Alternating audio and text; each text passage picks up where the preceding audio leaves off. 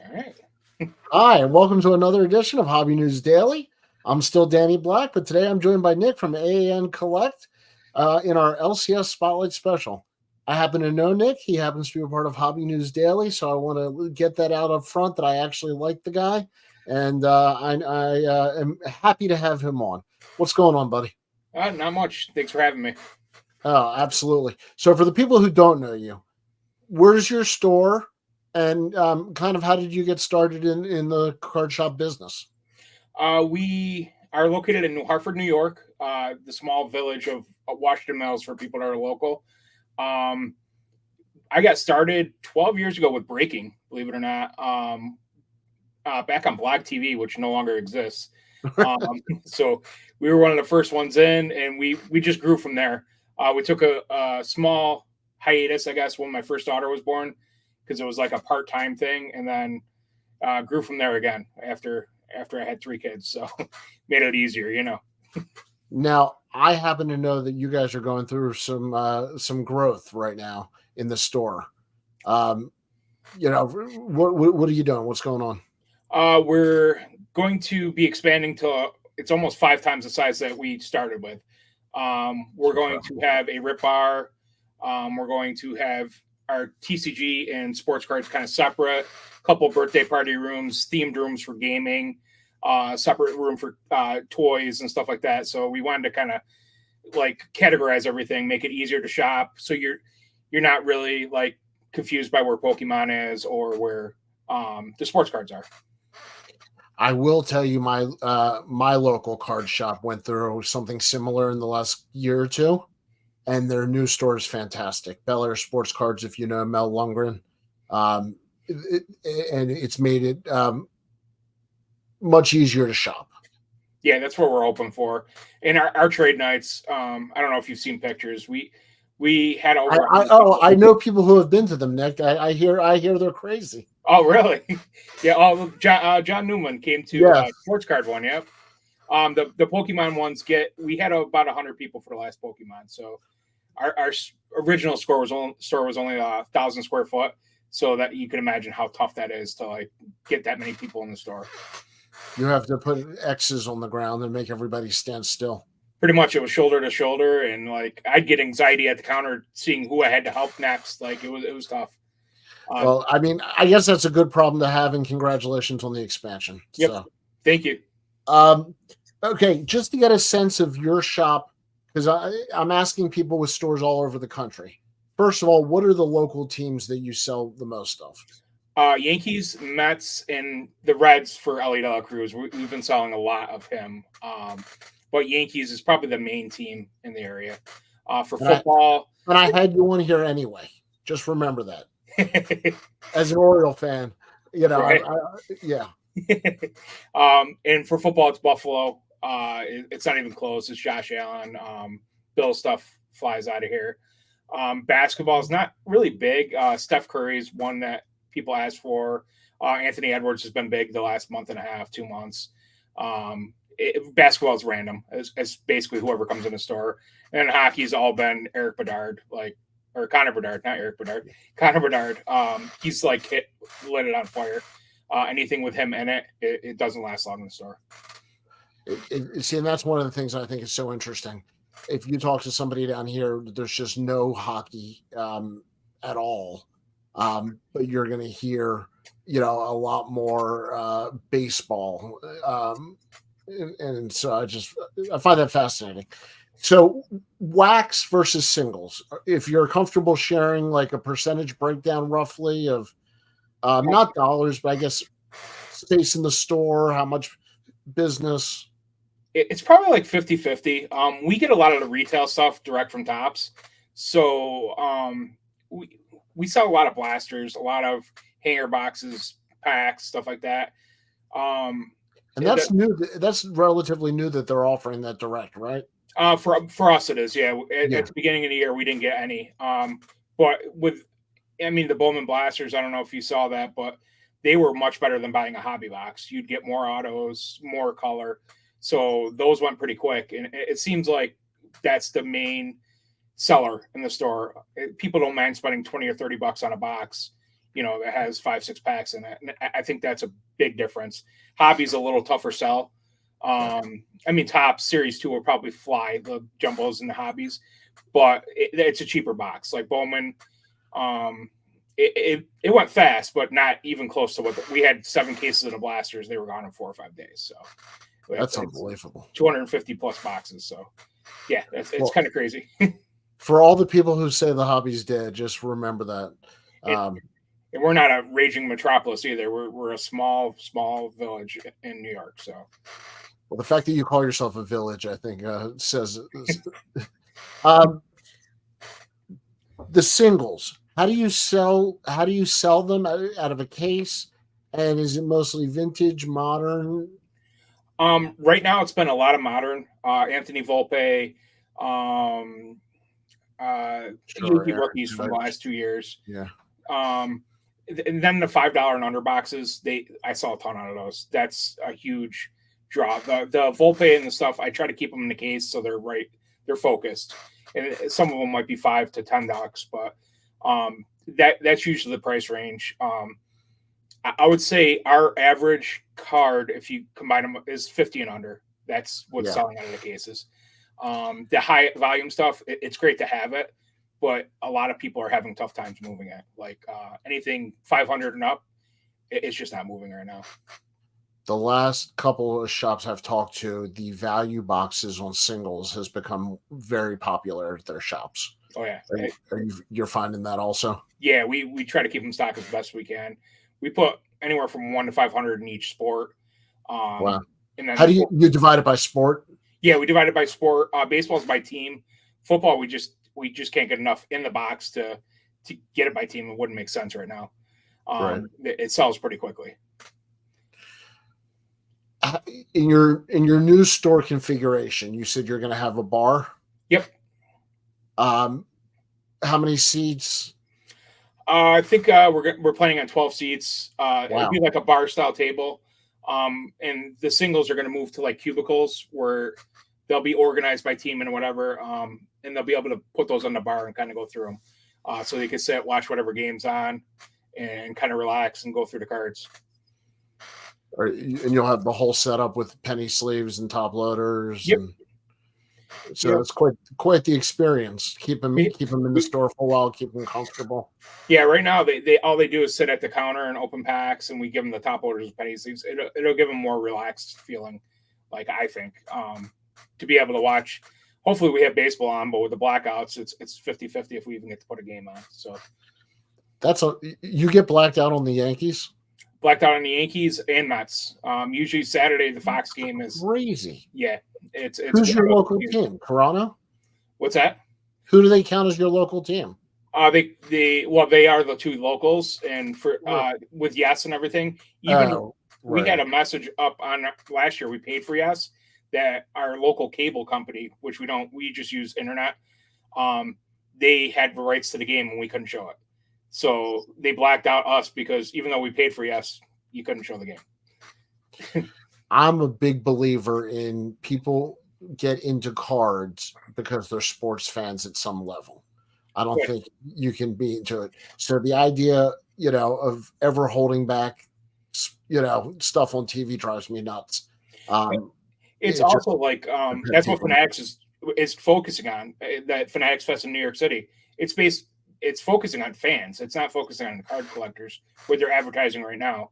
It will be a pretty big show. The show floor is pretty big. They showed it's 1/3 like Nike, 1/3 pop culture, and 1/3 sports cards. So there's going to be a big floor there. But as of right now, you've seen the advertising. They're advertising the guys that are going to be speaking. And I think that's what you just said hits the nail on the head. They're going after the sports fans that aren't quite collectors yet. Because we all know like what we want. So, but you're so right, because I've done charity card shows because I don't really set up as a dealer anymore. But I've done a charity card show where somebody who's going, to the charity event is not necessarily a collector, but they walk by and I'm in Baltimore, of course. So, they might see an Eddie Murray rookie or a Cal Ripken rookie, and it's under $100, like you said. It's in that sweet spot, and they get sentimental. Yep.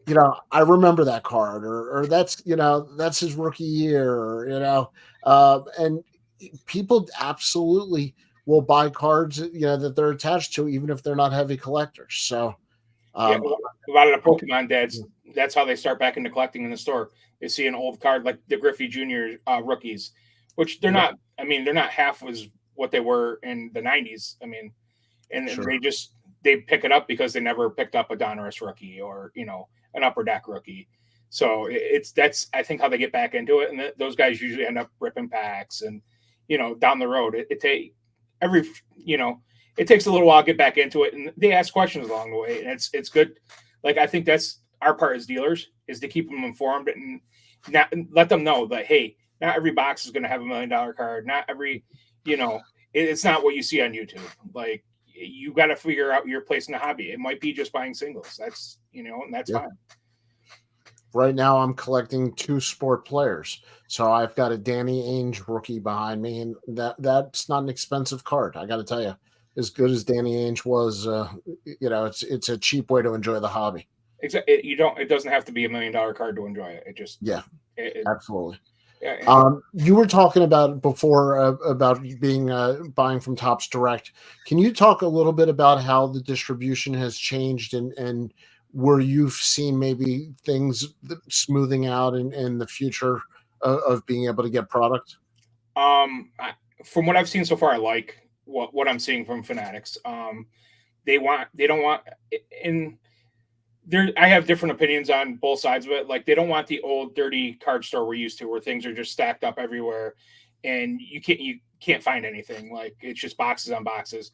They want a more modern and an experience type store, like adding a rip bar or just a clean look to it. They don't want it cookie cutter per se, but they don't want dirty. They want the customer to feel comfortable coming in your store, and that's going to affect people getting product. And is that a bad thing? Maybe because some of the shops that have been around 30 years, they've been doing the same thing for ever and ever. And I do feel bad for them, but we're being told 2-3 years ahead of time what the expectation is, and they're letting us know what we have to improve. So, um, on that note, that's good. But I can tell you, I'm getting much more product than I did a year ago. Yeah, And that is a huge thing. They kind of monitor what you're selling through. Um, and they don't want you being a micro distributor. Like if you have breakers that you could feed at cheaper to price, they don't want that because if you can't move through your 100 cases, they want to move that to people that need it that sell out in a day or two. So I'm good with that too because it makes it more fair. Like um, if you only can sell 50 cases, that should be all you're getting. Like I get it, you're making a little, but they want you to sell so the price doesn't tank too. They want you to sell at market value, so everybody gets a nice piece of the pie. And at first I was worried about that, but then I realized I don't micro distribute, so it's not a big problem. but don't you want to now that you're not allowed to? A little bit, like selling on eBay. Your natural contrarian side comes out. I would love to be able to sell on eBay, but I get the point. Like they want you to Of go course. through the product that you can go through in a store, and you can sell on those platforms. Just you got to wait 30 days. And um, any other major brand in the country, Nike, anybody, they have the same kind of rules. You just can't break those rules. They don't want the price to go too high. They don't want it to go crashing down. I get it, and overall, I think it's great for the hobby in the long run. Like with football, it's going to be non-licensed. If it comes out at $1,000 a box, I'll be outspoken about that. That is a problem with football and basketball. Kids walk in the store, there's no product for them. A blaster's $90. That's not the way it was supposed to be. So far, they've been doing a great job with the blasters on baseball, but we all know football and basketball is totally different monster. I love the fact that you said kids can't get it, because that's there has to be a level that's attainable for kids. That's not saying you can't have a top tier level, but almost any there are many products where you have an entry level, a mid tier level, and an upper level, and there's nothing wrong with doing that. And most sports have that. For some reason, basketball and football, just maybe its demand is so great. Who knows? Donruss football and basketball shouldn't be $250 a box. It should No. be 150 tops, and I'm hoping we'll see the Top Series 1 or Topps flagship come out, and those kids won't be so disappointed when they walk in the store. I mean, you can see it on their face when they look at the football boxes. There's nothing you really could do. I mean, you got to remain profitable, but our wholesale price is normally above what Walmart and Target sell the boxes for. So That's unbelievable. Now, are you allowed to pack out a box or no? yeah, we could do whatever we want with the product once it's. Okay. We just can't sell it like with tops significantly below what the market is. Sure. Well, I don't have a problem with that. And actually, if I'm selling it to a customer, I don't think they care what the pricing is. They just don't want that micro distributing going on. That's and I agree with that to a certain extent. Like people should be able to get more product. I see both sides of the story.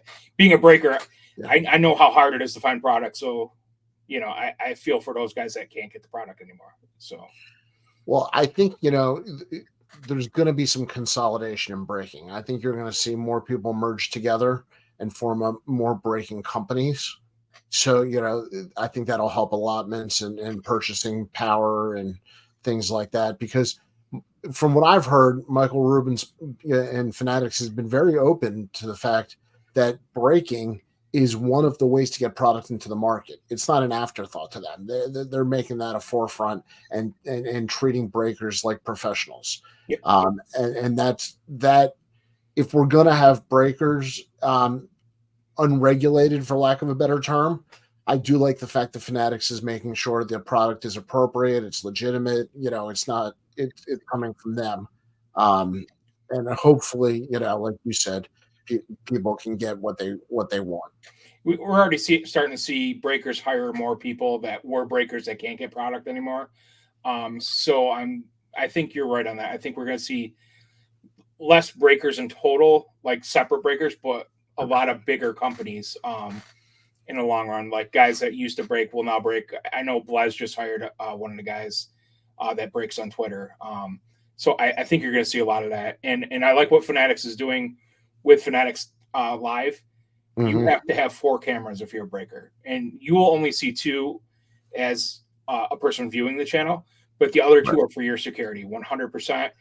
It's going to fix lost cards, and cards that didn't get pulled, or cards that get the magic. Now you see it, now you don't. It'll fix a lot of that and get a lot of bad actors out. That backs up my point of that they're taking it seriously and professionally. For the breakers, there should be no problem with that if you're running a legitimate breaking business.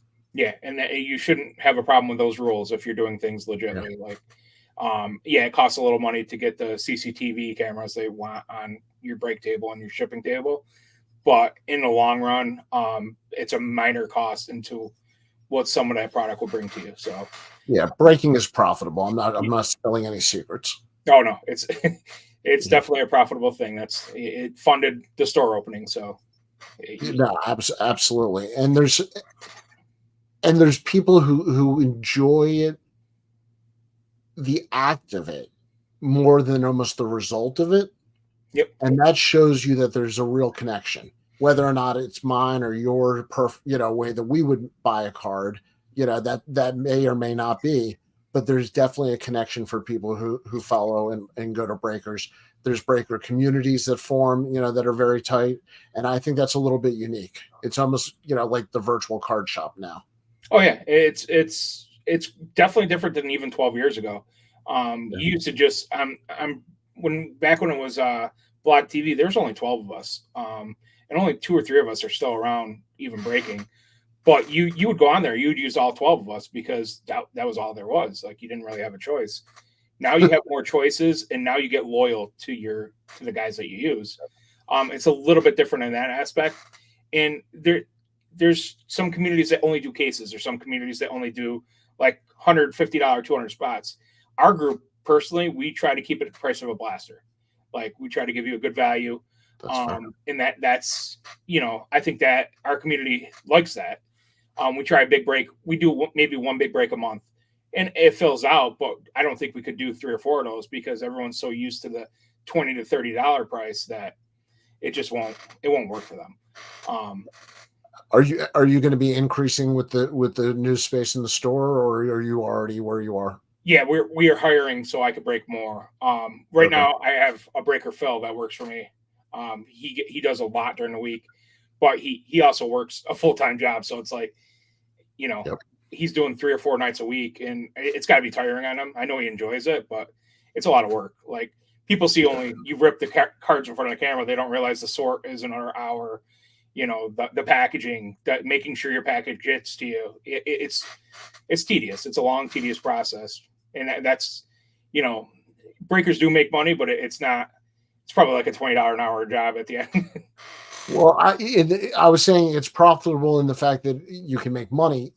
I didn't mean it in the fact that it's not a you know what load of Oh yeah, work. yeah, yeah. It's a Yeah, crap.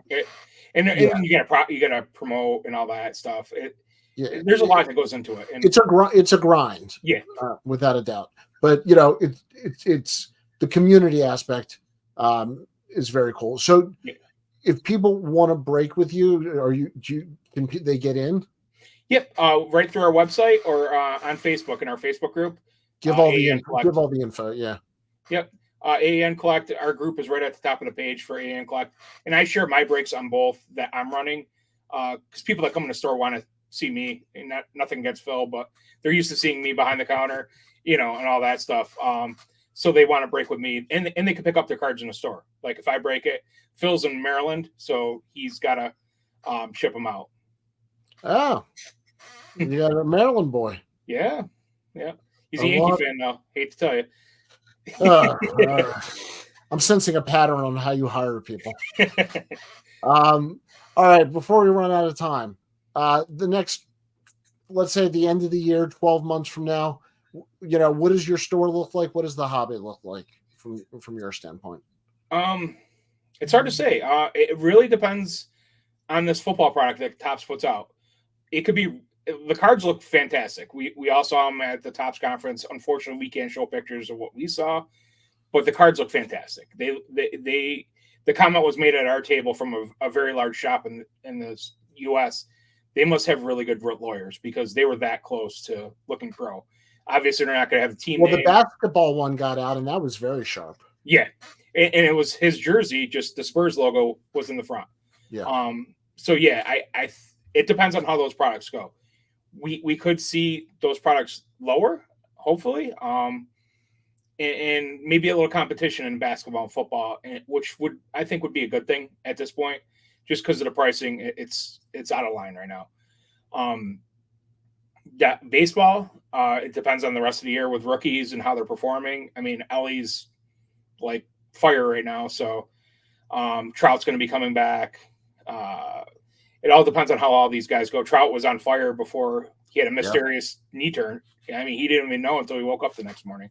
So I think baseball is going to go through its normal lull, June, July, national hits, and then everything goes back on fire again. The shop, it really depends on product. We have TCGs that literally sell out in 15 minutes when we open. So we're hoping that changes. We can get more product. Pokemon is just insane in the store. We move a lot of that. So I really want to grow the TCG side of it for games that we don't, or we sell, but we just can't get enough of. And baseball, I want to keep moving baseball to get the trade nights to where Pokemon is eventually, maybe even combine them at one point. We got enough room where we can get 200 or 300 people in the store. So That's awesome. yeah. And we're going to be, I don't know if you guys know, but Topps Rip Night is coming back in September. And free baseball card day is August 3rd, I believe. It's first Saturday in August. So we're going to lean onto those and pump up the baseball market. I think, like I said before, the separating the two to TCG and sports, I think that's going to be a big deal because it is hard to move in here when the Pokemon people are here. It sounds like they're doing the buyback program again. Was that successful? Oh yes. With UFC is like probably the 8th most popular sport. It's been slower for that with the buybacks, but the baseball one has been huge for us. Easily, $5-6 grand in extra sales that, and when people come in, they don't just trade in the $20 thing. They spend more. That was a great idea by them. I think they're going to do it for basketball, and football this year too. I just don't know how. Well, very cool. I would imagine they're going to do it with the MVP, but I'm, they could surprise us and do Rookie of the Year or something like that. So we're all grabbing the wrong ones. Well, Nick, thank you for coming on. Everybody check out AANCollect.com. Did I get that correct? Yep. And if you're in the area, what's your village? It's New Hartford. It's 40 Kellogg Road in New Hartford. It's in a plaza with Hannaford Markets. There you go. So if you're in the area, check it out.